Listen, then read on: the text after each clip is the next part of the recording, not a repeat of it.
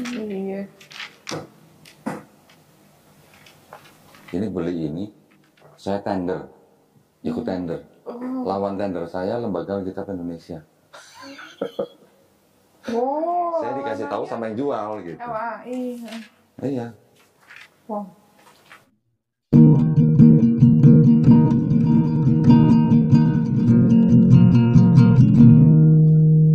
Kan ya mau sering konsultasi kan berarti kan. Jadi tertarik sama Islam. Nah, bapaknya tukang ruqyah itu subscriber saya. Hubungin saya, datang sini, rame penuh sampai jam 12 malam dari maghrib. Mau masuk Islam, yang istrinya udah mau masuk Islam, yang suaminya nggak mau. Saya tanya kenapa nggak mau? Kan istrinya mau masuk Islam. Saya mau lihat bukti dulu istri saya, nanti kalau berubah baik baru saya masuk Islam, kata suaminya. Lah, mau masuk Islam ngeliatin perubahan istrinya dulu, saya begitu kan. Terus apa akhirnya saya bilang kalau salah satu suami istri masuk Islam, pernikahannya secara agama batal. Nah, tinggal pilih mana. Kalau istri mau masuk Islam, pernikahan batal. Masih ragu-ragu kan. Akhirnya di ruqyah di sini sama tukang ruqyahnya. Ruqyah. Setelah di ruqyah baru mau. Jadi memang ada yang mungkin. Jadi itu keluarga memang gimana ya? Hidupnya nggak tentrem gitulah tiap hari. Isinya ribut terus tiap hari gitu. Istri sampai nangis-nangis di sini. Untung bawa temennya. Anak-anaknya yang besar ada lumayan dah. Ada yang 16 tahun, ada yang 14 tahun. Terus kemarin ceweknya 2. Akhirnya udah sadar semua sini. Alhamdulillah. Kadang-kadang orang cuma miskonsepsi dengan Islam. Bener. Kalau kita nggak pelajarin, pasti miskonsepsi. Salah memahami gitu. Sering lah, dulu aja mama saya sering bilang begini, Islam tuh agamanya orang miskin katanya. Pernah dengar? Enggak sih, cuman mama saya juga kayak gitu. Mama saya suka bilang kayak, nanti kalau kamu kayak kalau di Islam bisa dipoligami loh. Bisa apa? Bisa dipoligami loh. Ada nggak orang Chinese yang poligami istri banyak? Saya tanya. Ada nggak ya? Coba, enggak kan? Kata siapa? Emang ya? Dulu waktu di gereja di Cilacap, saya ngeliat gereja tuh keluarga baik-baik semua gereja ya. Begitu pindah ke Jakarta, saya pindah ke gereja. Gereja apa waktu itu ya? GPPS kalau nggak salah. Gereja Pantai Kosta Pusat Surabaya. Gak lama pendetanya meninggal. Kan acara kebaktian kan di gereja kan. Datang ibu-ibu bawa anak, itu istri keduanya. Bisa begitu. Lah, oh padahal. Kalau di daerah mungkin nggak terlalu kelihatan, tapi kalau di kota besar ada aja. Ya jadi kalau poligami itu sebenarnya bukan ajaran Islam. Bukan ajaran Islam kan? Atau ajaran Islam? Bukan sih. Bukan. Taunya dari mana? Setahu saya sih dulu tuh ada yang cerita kalau poligami itu sebenarnya buat orang dulu kan nikahnya kan lebih dari 4 kali, itu buat ngurangin orang yang nikahnya jangan banyak gitu, maksimal 4, nggak yang 1 itu 4. Sebelum Islam turun, itu udah ada belum poligami? Sudah ada, sudah banyak. Bahkan di Bible, Daud 300, Salomo 1000. Ya kan? Abraham 3.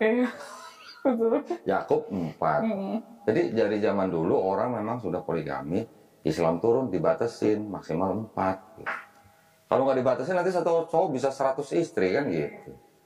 Nah tapi tujuannya poligami di Islam itu sebenarnya apa sebenarnya tujuannya? Itu merendahkan wanita atau meninggikan wanita kalau poligami di Islam? Meninggikan. Meninggikan dari mana?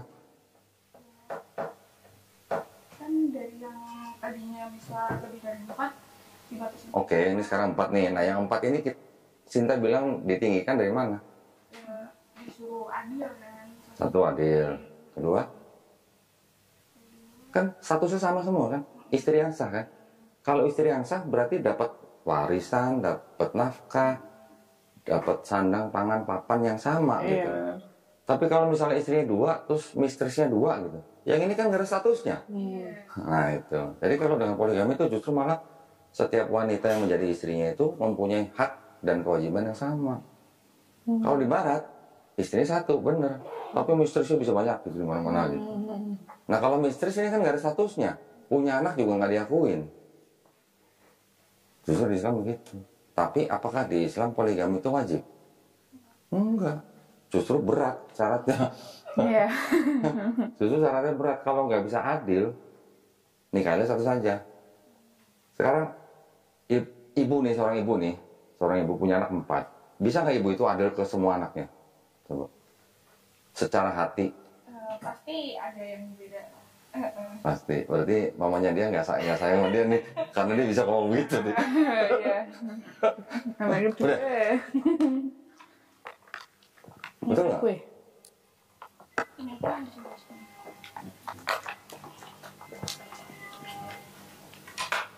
Nah kalau seorang ibu aja nggak bisa adil, benar-benar adil sama anak darah dagingnya sendiri, nah bagaimana suami sama istri yang bukan darah daging?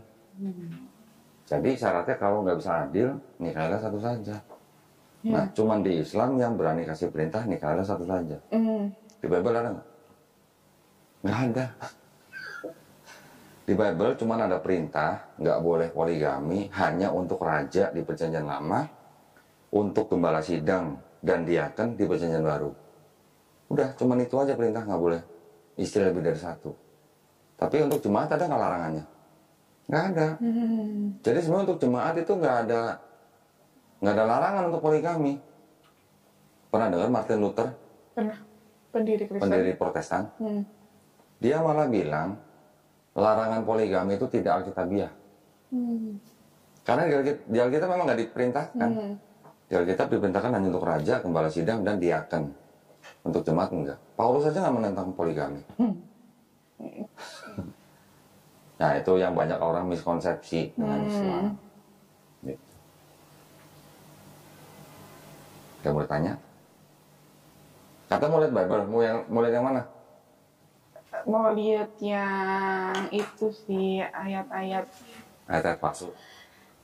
yang apa ya? Ada mana? Banyak banget ya. Itu semua revisian ada kok. Ada. Jadi saya memang sengaja ngumpulin dari yang paling lama, paling kuno. Yang bahasa aslinya juga ada. Bahasa aslinya juga ada. Mau yang Ibrani juga ada, mau yang Yunani juga ada, mau yang Arab juga ada. Ini ada yang Arab. Arab ada terjemahannya. Ini yang Ibrani. Ini Ibrani juga. Ini yang Yunani. Ini Yunani juga. Ini yang malah pernah lihat Bible ini nggak? Wow. Ini Bible diterjemahin tahun 1896. Papanya aja belum lahir kalian ini. Belum lah, 96. Ini dicetak tahun 1916. 1916. Oh. Wasiat yang baru. Ini Perjanjian Baru, ini Perjanjian Lama. Oh iya. Siapa tuh nama? Isa Al-Masih. Kok bukan Yesus? Iya. Ini beli ini, saya tender, ikut tender. Lawan tender saya Lembaga Alkitab Indonesia. Oh. Saya dikasih tahu sama yang jual gitu. LAI. Iya. Wow. Jadi saya yang dapat. Bukunya nggak banyak. Ini masih belum ada tulisan Alkitabnya. Ada sebenarnya, cuman dia nggak diwarnain, dia kan pakai hardcover.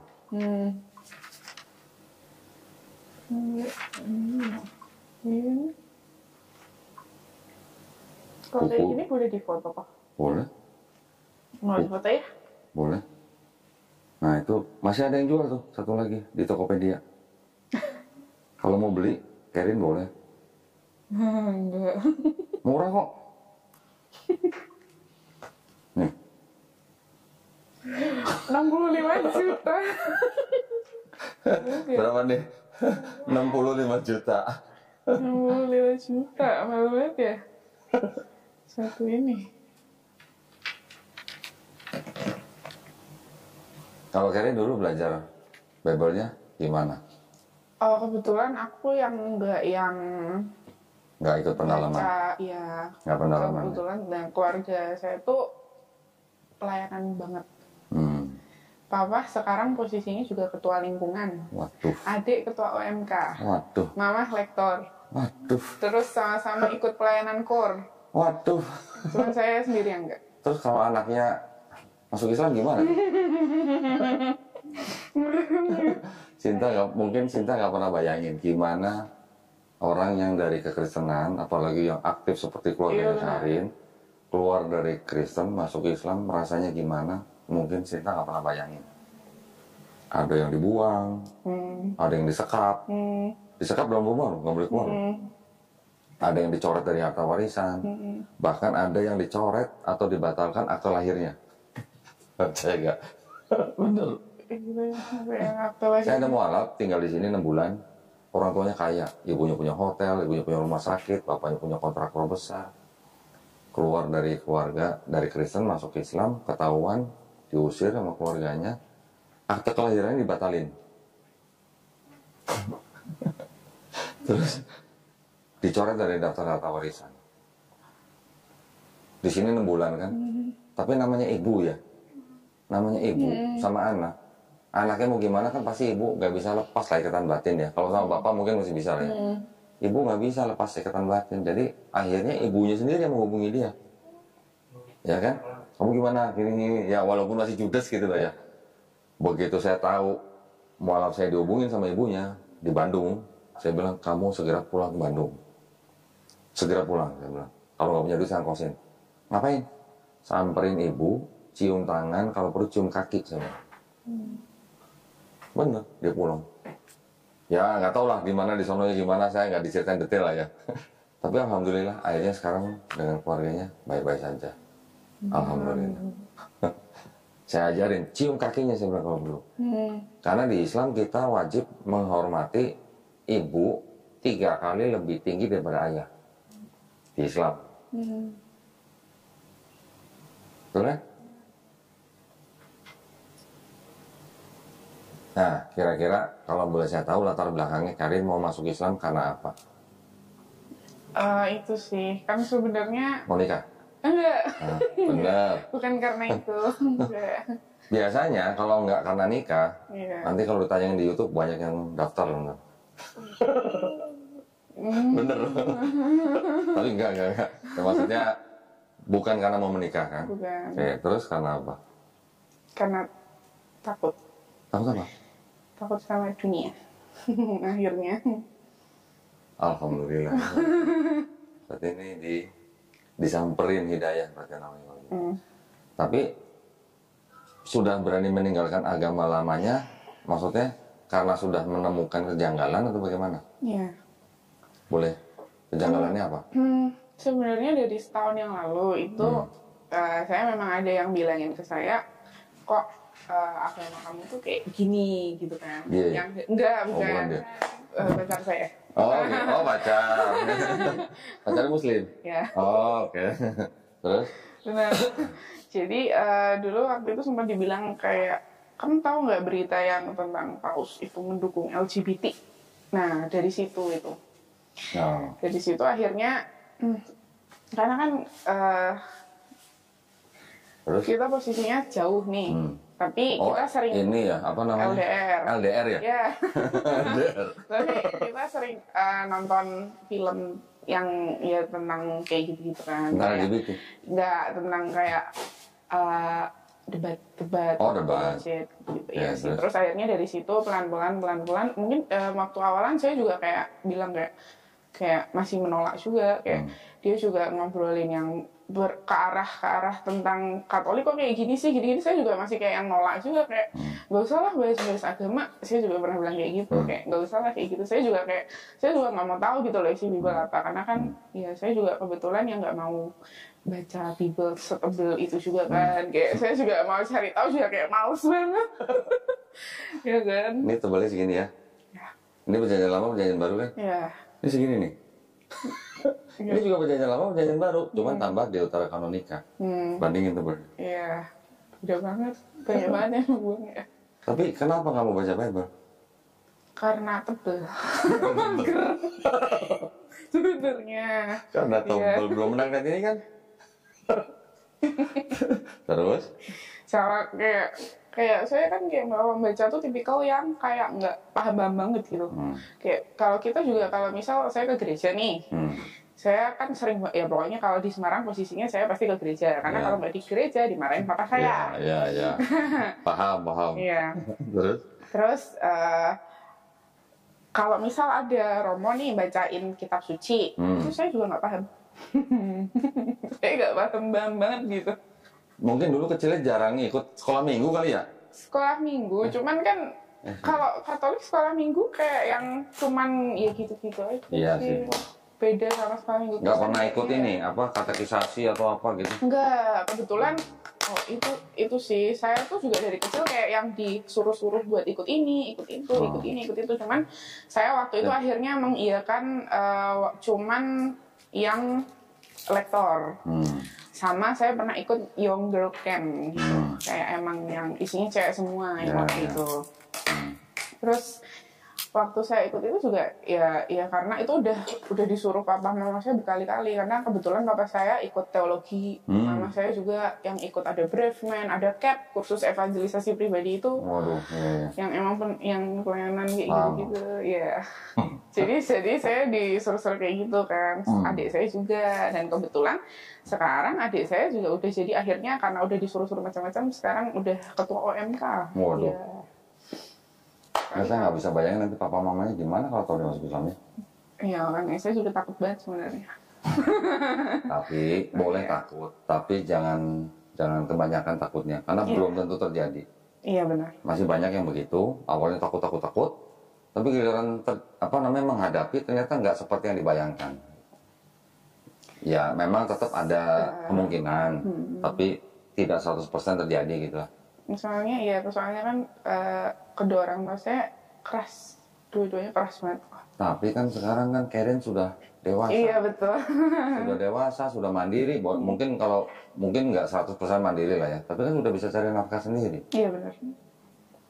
Ya memang orang tua pasti. Malah pasti. Apalagi kalau pekerja gereja, bukan apa-apa. Malu kan sama teman-teman gerejanya. Iya benar. Ya kayak misal saya juga kalau misal kan ada latihan kor di rumah saya juga, itu kan yang ikut cuma adik saya, papa saya, mama saya selalu ditanya Karin kemana gitu pasti ya. Pasti. Karena sistem kekeluargaan di gereja itu memang jauh lebih apa ya, jauh lebih erat daripada di masjid. Di masjid, pengurus masjid belum tentu tahu jamaahnya siapa aja. Tanya. Belum tentu tahu, tapi kalau gereja, apalagi kalau yang sudah persekutuan, itu kan didata satu-satu. Nama siapa, rumah di mana, keluarga jumlah berapa, gaji berapa. Pasti ditanya begitu. Bahkan, jemaatnya nanti dikasih form kosong, tolong kasih ke tetangga-tetangganya. Tetangganya bukan Kristen aja di data. Sampai ditanya gajinya berapa. Untuk apa? Prospek. Gitu. Saya pernah ceramah di satu masjid besar di Pasar Minggu. Imamnya mantan imam masjid di Houston, Amerika Serikat. Oh, keren dong. Udah gitu masjid yang di Pasar Minggu itu punya sertifikat ISO 9001. Keren nggak? Keren. Tapi udah saya tanya, Ustaz, punya data jamaah nggak? Nggak ada. Nggak ada. Begitu saya ceritain kalau di gereja begini-begini, kaget ya. Itu ya. Nah, tapi maksud saya, oke, Karin sudah tidak terlalu familiar berarti dengan Bible ya? Iya. Setelah dengar-dengar, kan saya juga akhirnya baru tahu itu setelah dengar-dengar kayak apologet yang debat. Nah, dari situ saya baru tahu. Tapi maksudnya doktrin Kristennya sendiri paham? Doktrin itu maksudnya ajarannya paham? Iya. Tentang kayak yang Trinitas gitu ya. Iya, Trinitas, kasihilah musuhmu. Enggak banget juga sih. Saya. Memang ya gimana ya, itu kan ajaran yang memang diajarkan dengan cara doktrinisasi. Jadi bukan untuk orang mengajak berpikir, tapi imani saja. Iya benar. Biasanya romo, pendeta kalau ditanya, mereka kan jawabnya begitu, bagaimana aja gitu. Beda sama di Islam. Kalau di Islam, di Quran itu juga disebutkan bahwa kita kalau menerima informasi, satu, kita harus cek valid enggak. Kedua, kalau kita memilih, kita harus bandingkan. bukan cuma asal terima gitu. Kalau kita bandingkan berarti kan kalau mau beli apa aja kan pasti milih kan. Mau beli bando juga pasti milih kan. Apalagi ini jalan keselamatan gitu Pak. Kayak harus dipilih-pilih. Jadi di dalam Islam itu nggak boleh asal menerima, tapi harus menggunakan akal. Banyak sekali ayat-ayat di dalam Quran ratusan di mana Allah Subhanahu wa taala berfirman, ini bahasa Jakartanya nih. Lu nggak mikir gitu. Lu nggak punya otak gitu. Lu nggak bisa merenung gitu loh, kurang lebih gitu ya, untuk umat manusia bahwa Allah Subhanahu wa taala sebagai pencipta tuh sudah menciptakan ini dengan segala keajaibannya yang ternyata sinkron dengan sains zaman sekarang. Manusia disuruh berpikir gitu. Dengan segala keajaiban di dalam Quran mengenai sains yang sudah dibuktikan zaman sekarang, kita harusnya bertadabur gitulah, memikirkan, merenungkan kekuasaan yang menciptakan kita. Nggak usah jauh-jauh. Kita buka pintu aja, kita lihat hujan, siapa yang bisa bikin hujan? Ya kan? Iya. Di Quran sudah disebutin bahwa hujan itu berasal dari laut, dari air yang diangkat ke langit, jadi awan. Awan itu berat, dia membawa air, bertonton loh ya, kalau kita sekarang lihat di sains loh. Awan itu bukan ringan walaupun dia mengambang di udara, tapi itu sebenarnya bertonton itu beratnya. Kok bisa gitu loh? Sesuatu yang bertonton itu bisa ngambang di langit gitu. Quran sudah menyebutkan 1400 tahun yang lalu. Kita sebagai manusia zaman sekarang yang hidup di zaman ilmu pengetahuan, kan harusnya kita, oh iya ya ini berarti kan ciptaan Allah nih. Berarti Allah tuh ada, Allah tuh kuasa gitu. Bisa jatuh hujan, bisa ada pelangi, itu semuanya udah disebutin di Quran. Kalau di Bible, gimana? Langit punya tiang. Yang aman itu ya. Iya. Jadi begitu. Jadi tidak semua informasi yang di Bible itu salah, tidak. Iya.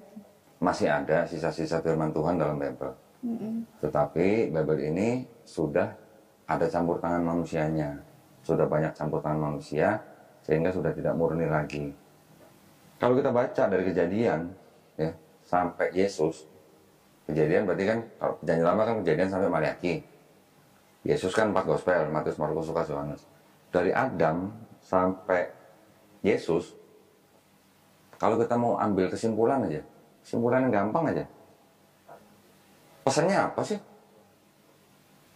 Mereka itu, orang-orang yang diceritakan dalam Bible, pesannya tuh hampir sama dengan pesan di dalam Islam sebenarnya.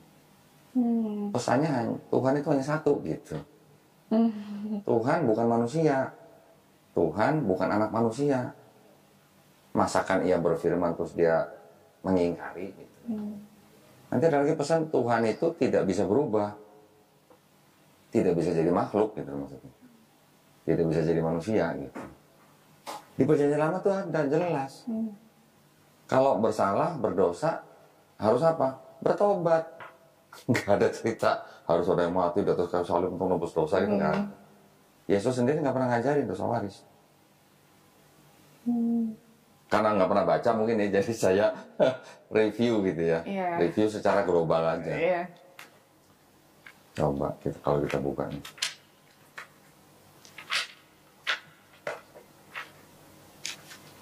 Ini sebenarnya pesan-pesannya juga masih ada banyak yang benar gitu. Ini kitab suci Katolik loh. Iya. Nih ya, ini Katolik nih bukan. Tapi sama aja, bedanya cuman ini 73 kitab, kalau yang Protestan 66 kitab. Oh. Nah, 23 ayat 19.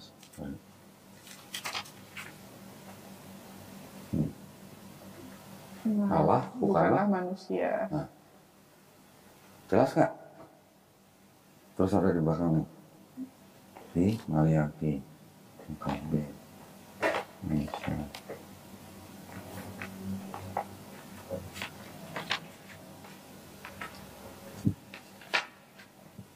Maliaki di mana ingat nggak? Enggak ingat. Terakhir. Terakhir di Perjanjian Lama ya? Iya. Wah, masih bagus, masih tahu dong, masih hafal. Enggak. Kebetulan. Ini karena nggak ada itunya sih, jadi mesti cari-cari sebenarnya. Betul banget ya. Karena ini ada catatannya. Nih Maliaki kan. Iya. Maliaki 3 ayat 6 kalau nggak salah. Apa nih? Tuhan? Aku Tuhan Bahwasanya aku Tuhan tidak tidak berubah. Dan kamu dari aku tidak akan Jelas kan? Tuhan bukan manusia, Tuhan bukan anak manusia, Tuhan tidak berubah. Kok tiba-tiba di Perjanjian Baru kok ada manusia yang dianggap sebagai Tuhan gitu? Kan berarti udah kontradiksi, Perjanjian Lama, Perjanjian Baru. Iya.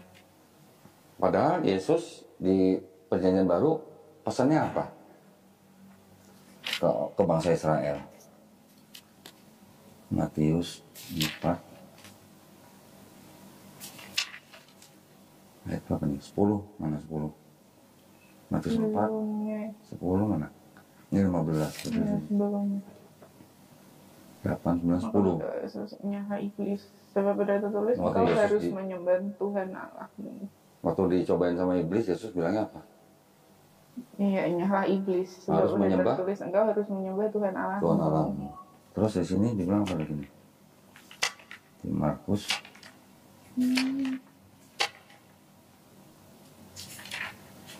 Markus 12 ayat 29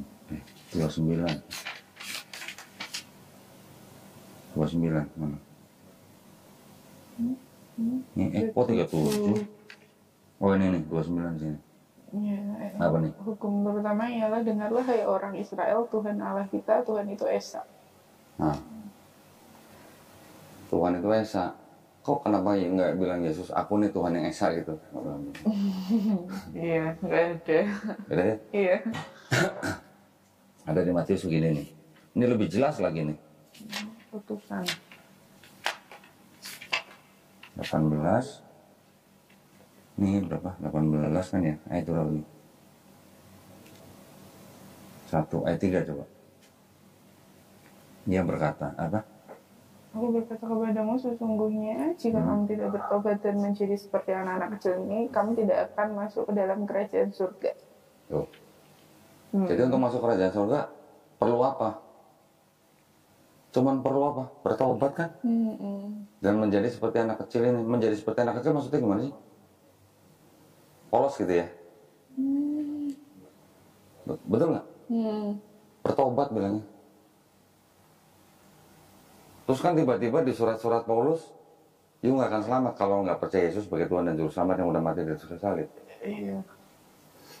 Betul. Ada perbedaan gitu loh. Iya.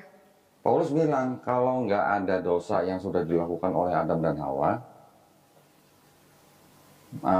makanya apa? Kalau tidak ada dosa itu, makanya kita tidak berdosa. Jadi maksudnya ada dosa yang menjalar dari Adam Hawa ke kita gitu.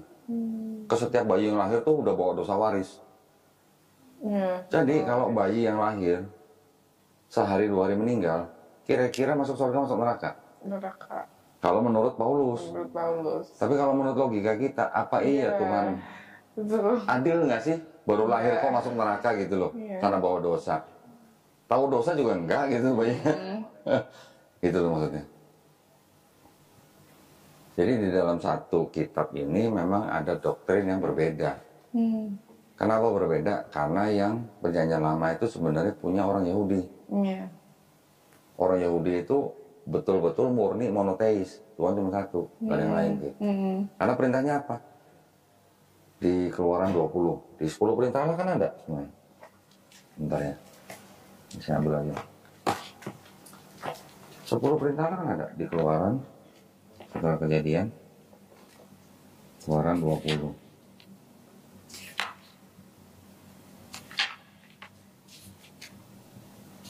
20 ayat 17 kalau nggak salah. Coba. Jangan apa? Jangan mengingini rumah kita. Sebenarnya dari sini yang Iya, yang ini ya. hormatilah sebelumnya sebab yang hukum pertama soal ini. Yang oke.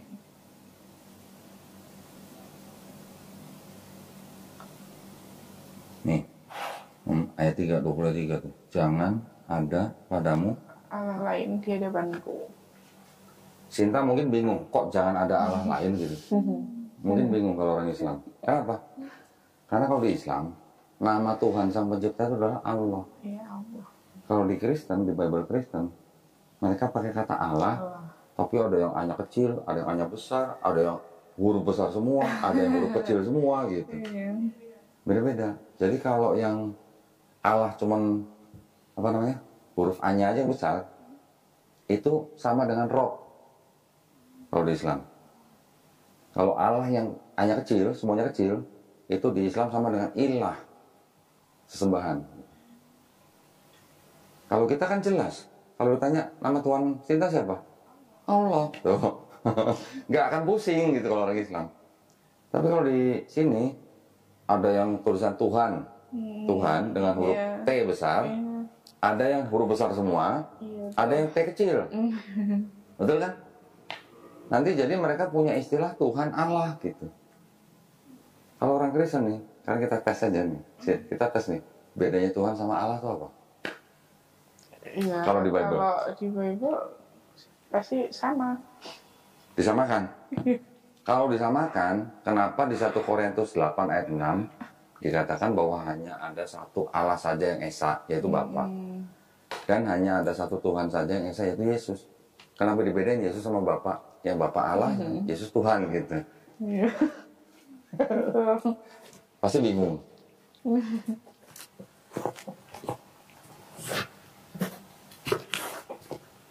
Jadi sebenarnya Paulus sih sebenarnya nggak apa ya? Sebenarnya Paulus tuh nggak menganggap Yesus sama dengan Bapa. Kan Yesus punya, dianggapnya kan Yesus kan punya Tuhan namanya Bapa. Disebut Allah gitu kalau di Bible. Paulus itu menganggap Yesus itu bukan Bapa, tapi hanya pengantara. Ya. Cuman Paulus ini kan mengajarkan sesuatu yang tidak diajarkan oleh Yesus gitu, yaitu dosa waris gitu. Tetapi Paulus tidak menganggap Yesus sama dengan Bapa gitu. Tapi hanya pengantara gitu. Jadi ada perbedaan hierarki gitulah, perbedaan otoritas gitulah. Karena kan Paulus bilang gini, kepala dari wanita dalam hal ini istri itu adalah suami atau laki-laki. Kepala dari laki-laki adalah Kristus. Pernah baca? Kepala dari Kristus adalah Bapa. Berarti ada tingkatan hierarki kan? Nah, berarti Paulus menganggap Yesus tidak sama hierarkinya dengan Bapa. Beda situ, tapi sama gereja kan diterjemahkan lain. Sama gereja ditafsirkan lain. Yesus itu adalah Allah yang sedang berkarya di bumi gitu. Tuhan itu artinya menurut orang Kristen, Tuhan itu artinya Allah yang sedang berkarya di bumi gitu, yang sedang menjadi manusia gitu. Jadi banyak kebingungan nantinya pasti. Iya, pasti banyak kebingungan. Itu kira-kira. Doktrinnya ini sebenarnya adalah doktrin yang boleh dikatakan penerus daripada doktrin pagan. Pernah dengar pagan? Dewa-dewa. Zeus. Iya, Zeus. Menghamili perempuan muda namanya Danae. Punya anak namanya Perseus. Terus menghamili perempuan lagi namanya Hercules. Menghamili dewa lain punya anak namanya Helen gitu. Jadi ada dewa, kalau di Yunani itu kan dewa kan banyak. Tetapi ada satu dewa yang paling tinggi yaitu Zeus. Nah Zeus ini bisa punya anak dari manusia, anaknya disebut setengah manusia, setengah dewa. Apa bedanya sama Yesus gitu kalau di sini? Kalau Yesus dianggap sebagai Tuhan. Gitu. Ada Bapa menghamili Maria, ya. Punya anak Yesus. Yesusnya disebut 100% manusia, 100% Tuhan. Mirip kan sama konsep di pagan itu kan. Dan di dalam Bible ini ternyata banyak sekali ayat-ayat yang mengindikasikan bahwa itu mereka mengadopsi dari budaya pagan. Yang membuktikan Bible sendiri loh. Jangan kaget ya. Ini namanya New American Bible. Ini Bible-nya orang Amerika lah. Tapi ini yang dianggap sebagai Bible-nya orang Katolik gitu ya. Pernah denger dong, Karin dong. Pada mulanya adalah firman. Yang firman Allah jadi firman. Dan firman itu bersama-sama dengan Allah. Dan firman itu adalah Allah. Kemudian di ayat 14, dan firman itu menjelma menjadi manusia. Jadi Yesus dianggap sebagai firman yang jadi manusia gitu. Pernah dengar? Nggak tahu sama sekali. Ini kan, in the beginning was the word ya, dan seterusnya. Di sini ada keterangan nih. Ini kalau mau dibaca, ini ada kata-kata apa? Ini Hellenistic philosophy. Kalau mau dibaca silakan. Hellenistik itu adalah budaya atau filosofi pagan dari Yunani kuno. Yang tadi saya bilang, Dewa Zeus punya anak Helen gitu. Helen itu yang menjadi kata Hellenistik.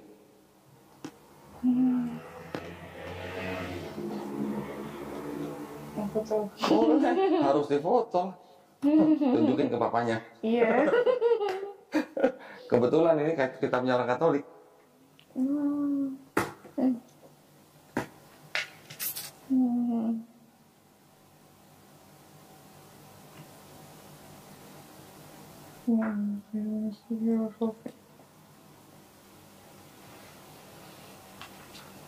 Ada buku apa ya saya waktu itu ya? Yang American Bible. Ini buku yang nulis bukan orang Islam nih. Yang nulis juga kalau nggak salah orang Katolik sih. Penulisnya namanya Sam Oputa. The Greatest Celestial Deception. Jadi apa? Penipuan terbesar perbintangan ya. Ini ada kata-kata begini. Yang saya kuningin. Mitra like Jesus was venerated as the way, the truth, the life, the light, the word, the Son of God, and as the God Spirit. Ingatnya ayat apa kalau lihat baca begitu? Yohanes 14 ayat 6 dong. Akulah jalan dan hidup. Akulah jalan dan kebenaran dan hidup. Tidak ada seorang pun sampai kepada Bapa kalau tidak melalui aku.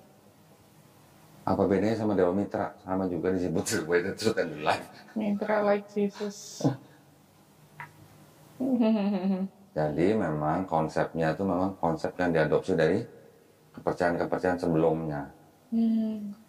Kira-kira 6 abad sebelum Yesus dianggap sebagai Tuhan di abad keempat, 325 Masehi.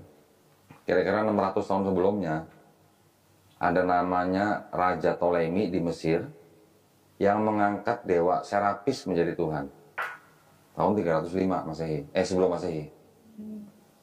Kira-kira 600 tahun kemudian baru Yesus juga diangkat sebagai Tuhan di Konsili Nisea 325. Pendeta-pendeta yang ikut di dalam konsili itu juga mantan orang-orang atau pendeta-pendeta yang menyembah dewa Serapis sebelumnya. Jadi ini tukar Tuhan gitu.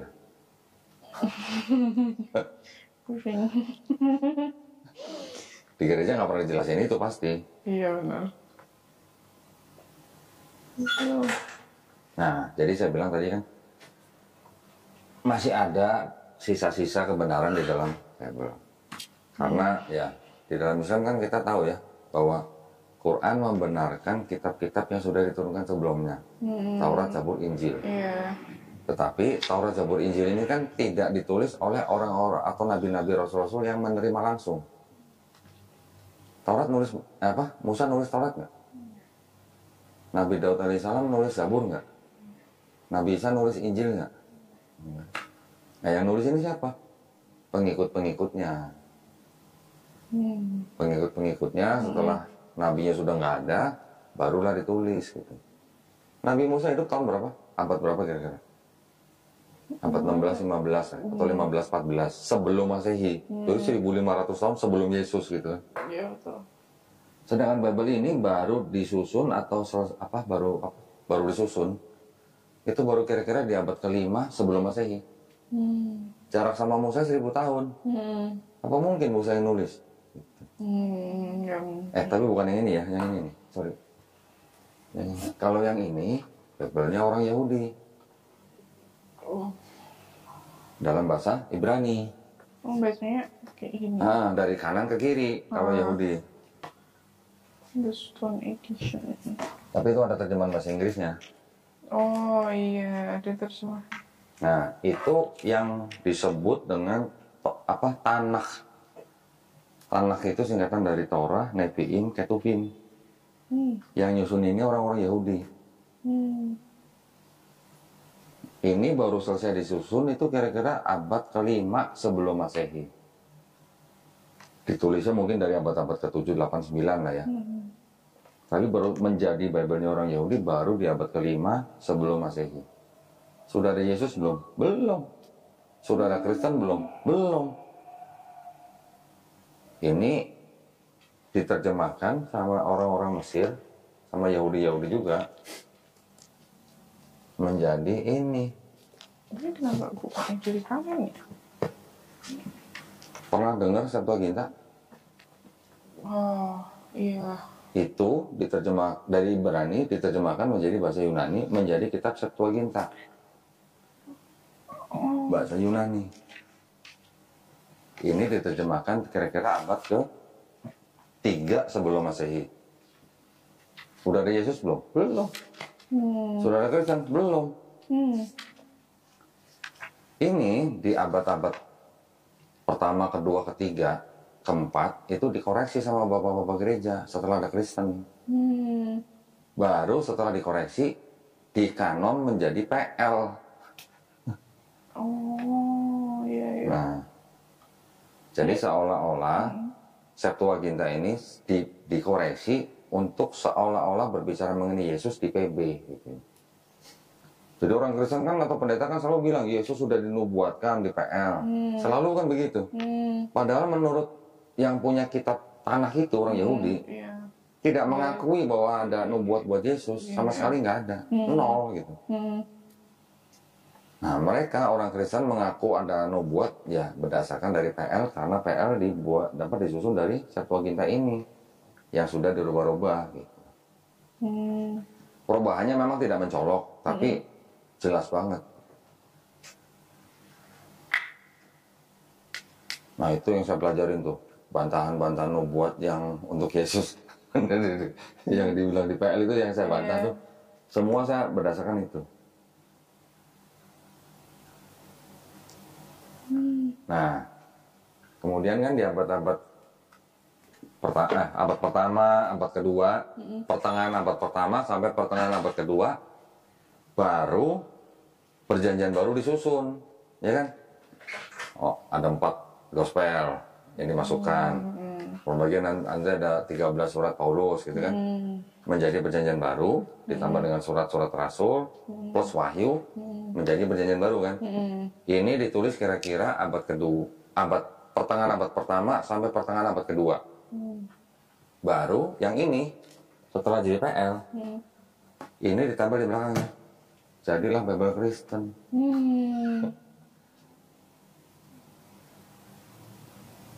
Gitu. Di abad keempat baru jadi Bible Kristen. Gospelnya dipilih sama bapak-bapak gereja cuma 4. 4 kenapa? Karena yang 3 ceritanya mirip. Yang 1 beda sendiri, tapi walaupun begitu sama-sama menceritakan bahwa Yesus salib gitu. Nah, ini setelah abad keempat nih, kan baru ada kodeks-kodeks nih yang ditulis yang pertama-tama. Beratus-ratus tahun kemudian, dari abad keempat sampai abad ke-15 atau 16, baru ada Bible yang ini sudah ada penyusunan Bible lah atau penerjemahan Bible ya ke bahasa-bahasa, ada yang bahasa Inggris, ada yang bahasa Latin, ada yang bahasa Jerman gitu. Kira-kira di abad ke-16 baru disusun ulang Bible Kristen yang berbahasa Yunani. Namanya Textus Receptus. Tetapi di dalamnya sudah ada tambahan lagi. Yang di abad keempat tidak ada, di abad ke-16 atau ada. Mau tahu nggak? Apa? Contohnya? Iya. Nih, ada di sini.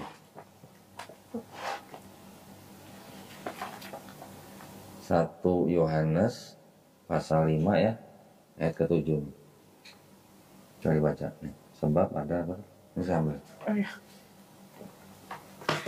Sebab ada 3 yang memberi kesaksian di dalam surga Bapa, Firman, dan Roh Kudus, dan ketiganya adalah 1. Terus?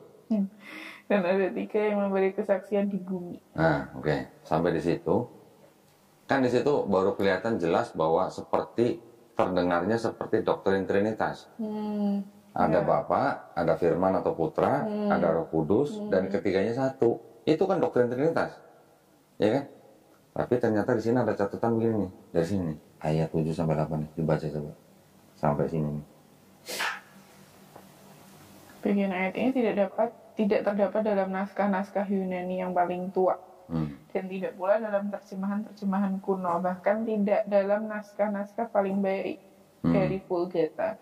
Bagian ini kiranya aslinya sebuah catatan di pinggir halaman salah satu naskah terjemahan Latin yang kemudian disisipkan ke dalam naskah-naskah oleh penyalin dan akhirnya bahkan disisipkan ke dalam beberapa naskah Yunani. Karenanya bagian ini pasti tidak asli. Tidak asli apa? Palsu. Carinya ngomong bukan saya.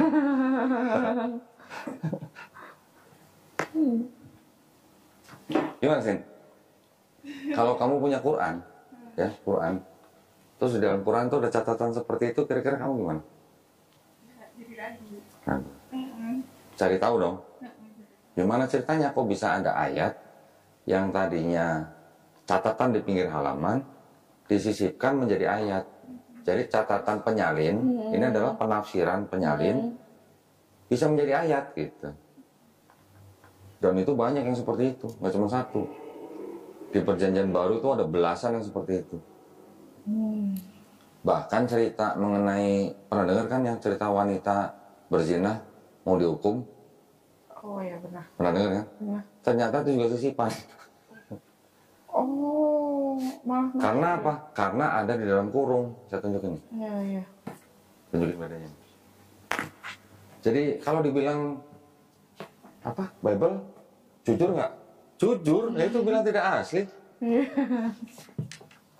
Tapi buat pendeta dan jemaat-jemaat yang percaya, mau asli mau tidak asli buat mereka nggak peduli, nggak penting gitu kan. Yang penting percaya Yesus sebagai Tuhan dan Juru Selamat, gitu aja. Ya kan? Iya benar. Kalian di rumah punya Bible apa? TB. Terjemahan baru kan? Iya pasti. Yang LAI kan? Iya Ini benar kan? yang kayak gitu. Sudah punya yang TB2 belum? Ini baru keluar tahun ini. Baru keluar tahun ini. Yang tahun ini. Ini ada buku penjelasannya nih, penjelasan singkat Alkitab TB edisi kedua. Di sini dijelaskan bahwa ada apa nih? Tanda kurung tegak itu artinya apa? Tanda kurung tegak, teks-teks yang ditanya tidak terdapat dalam naskah kuno. Nah, berarti kan ada naskah yang belakangan yang memuat gitu. Naskah yang kuno tidak ada, naskah belakangan ada gitu. Berarti kan itu ada perubahan, ada tambahan.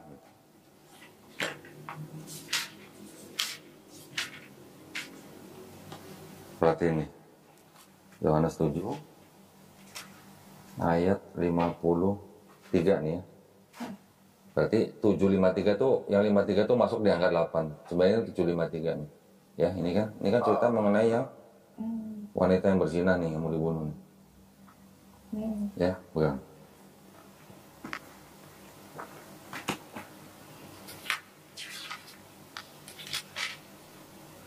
Nah, nih, bandingkan sama ini. Ini ayat 53-nya ada dalam kurung nggak?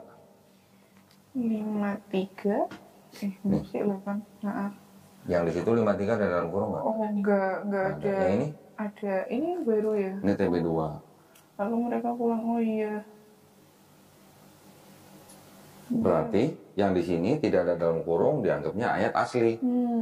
Yang ini yang keluaran terbaru ada dalam kurungnya, berarti dianggap ayat ini tidak asli. Karena menurut buku penjelasan itu tidak terdapat di naskah kuno. Naskah-naskah kuno. Ini padahal 1 sampai sini ya? Banyak satu apa ya, satu cerita.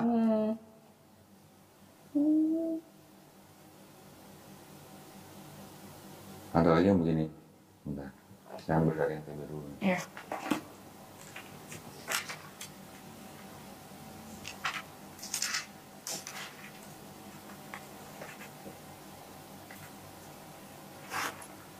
Markus 16 ayat berapa nih? 9, ayat 9 ya. Ya, saya bukan. Iya.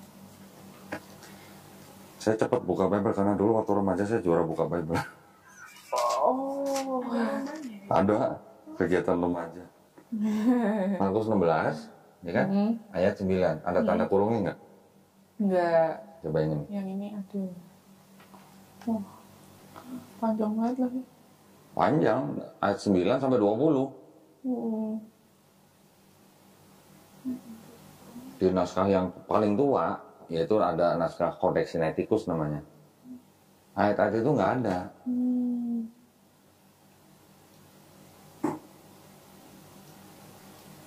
Oh, ini yang malah yang tentang menampakkan dirinya kepada Maria Magdalena.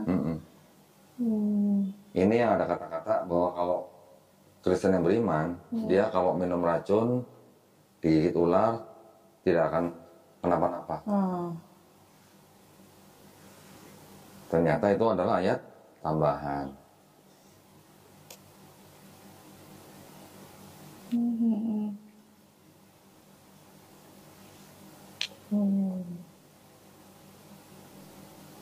Nah ini kan udah saya kuning ini. Iya ini. Apa nih? Ini Oh, dengan ini. singkat gitu ya. Itu ada tanda kurungnya kan? Ada. Nah, berarti ini paragraf ini juga tidak otentik. Gitu. Ada Petrus, sudahnya Yesus. Kalau kita bandingkan dengan yang bahasa Inggris, ini ada bahasa Inggris nih. Markus.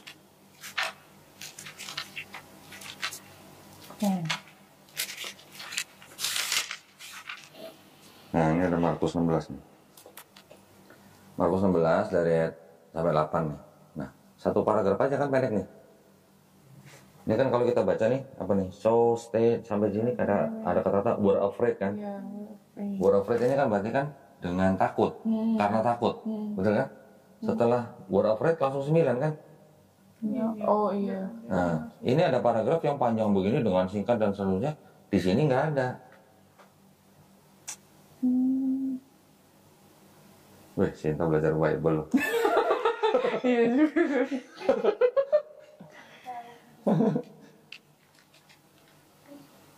Gimana? Kalau di dalam kitab suci ada ayat yang bisa tambah kurang begitu gimana? Hah? Direvisi mulu. Dapatnya dari mana? Beli lah. Oh, apa ayatnya? Dapatnya dari mana? Itu salah satunya dari penafsiran si penyalin atau penafsiran si bapak gereja. Penafsiran yang dimasukkan menjadi ayat. Gitu.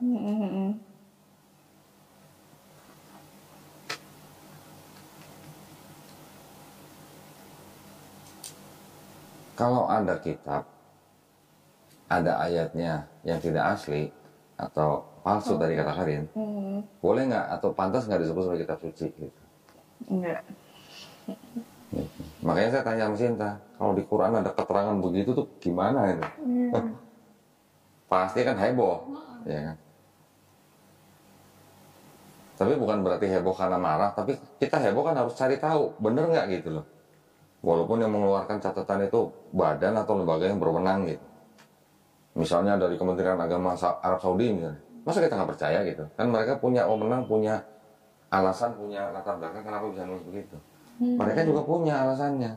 Karena memang dokumen-dokumen yang dulu itu masih ada yang bisa diselamatkan. Kita tinggal buka di sini nih, udah kelihatan nih. Codex Sinaiticus. Codex Sinaiticus ini ditulis kira-kira di abad keempat, kira-kira tahun 360-an Masehi. Kita tinggal buka. Oh. Tinggal pilih tuh. Tadi apa? Markus ya? Ya. Markus. Ini saya besarin. Nah, Markus nih ya.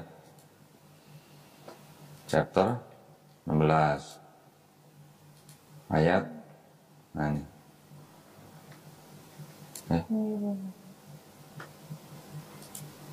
Tuh, cuma ada ayat 8. Sedangkan di situ sampai 20. 20. Iya. Nah, ini di sini kita bisa lihat tuh dokumen aslinya. Nih. Tuh. Tuh bisa diperbesar tuh. Ini udah ada yang digitalisasi.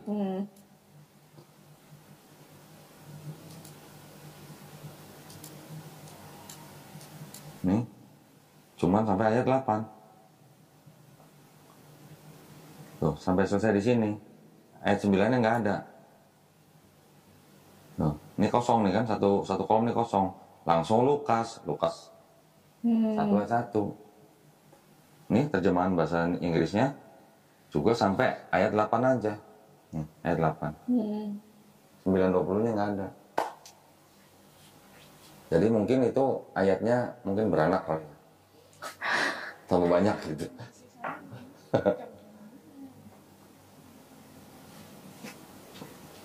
Iya, ya. Ya itu kondisinya begitu.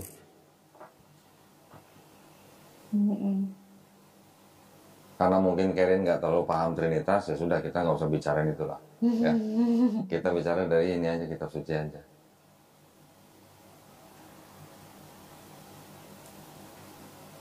Ada yang mau tanya? Silakan. Tentang Bible, tentang Kristen, tentang Islam, silakan. Mau lihat yang paling ayat yang di kanon, yang misal di perjanjian yang di dulu itu ada yang kayak tentang kebenaran gitu kan, kayak yang kayak Injil apa sih ya, yang kayak Barnabas gitu nggak masuk. Itu ada. Gini, saya jelasin dulu ya. Yang disebut dengan Gospel Barnabas itu ada lebih dari satu. Yang pertama Epistle of Barnabas, itu dianggap yang nulis adalah orang yang bernama Barnabas, yang kenal dengan Paulus. Dan itu kira-kira di abad kedua. Nanti ada lagi yang Gospel of Barnabas, itu yang Gospel of Barnabas kira-kira di abad kelima. Nanti ada lagi Acts of Barnabas. Mau yang mana? Beda-beda. Nah, kalau yang sering dibicarakan itu adalah Gospel of Barnabas yang sudah diterjemahkan ke bahasa Itali dan Spanyol. Tetapi yang diketemukan katanya di abad ke-16 gitu ya. Tetapi itu yang nulis malah di tengahnya adalah orang Muslim. Bukan orang Kristen. Nah, yang disebut dengan Gospel of Barnabas yang sering dibicarakan itu, yang kertasnya warna hitam itu, tinta warna emas, itu bertentangan dengan iman Islam. Kenapa? Karena di Gospel itu dikatakan Isa atau Yesus itu bukan Al-Masih. Padahal Islam itu meyakini bahwa Isa adalah Al-Masih. Kalau ada yang salah koreksi ya. Justru malah yang disebut Al-Masih malah Nabi Muhammad. Jadi tidak sesuai dengan iman Islam. Makanya saya nggak pernah bahas itu Gospel of Barnabas karena itu mungkin ada tulisan-tulisan yang memang mempunyai tendensi tertentu gitu loh. Saya ada terjemahnya Gospel of Barnabas, tapi saya nggak pernah baca. Bukan nggak pernah baca, nggak pernah bahas karena tidak sesuai dengan iman Islam. Selain Gospel itu, ada yang mau tanya? Karena gini, yang disebut Gospel, yang Matius, Markus, Lukas, Yohanes itu hanya 4 yang masuk dalam Bible. Betul. Apakah pada saat kanonisasi itu Gospel itu cuma 4? Enggak. Tidak, puluhan.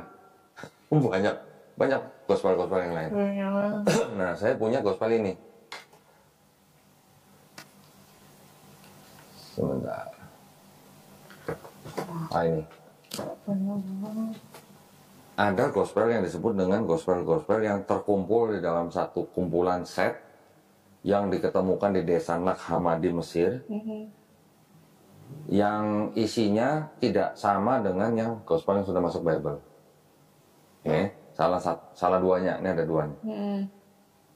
Satu, di gospel ini, kalau nggak salah di Gospel of Philip namanya, Filipus, Yesus sering mencium Maria Magdalena di bibirnya.